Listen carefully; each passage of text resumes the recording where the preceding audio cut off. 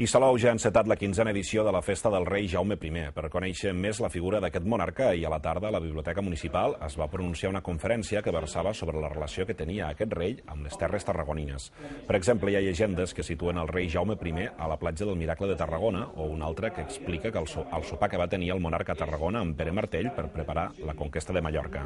En totes aquestes narracions es combina moltes vegades la història amb la llegenda.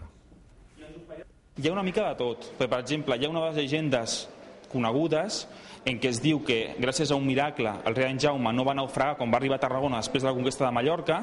Ens ha arribat això com un efecte miraculós que ell va escriure al seu llibre. Però també trobem que hi ha aspectes històrics que sí que han passat que d'una manera o altra poden relacionar. És a dir, sí que tenim llegendes que van independentment de la història, però en canvi n'hi ha d'altres que es podien arribar, diguéssim, a recolzar una amb l'altra. Doncs nosaltres ho deixem aquí. Gràcies per la seva atenció i recordin que tindran més actualitat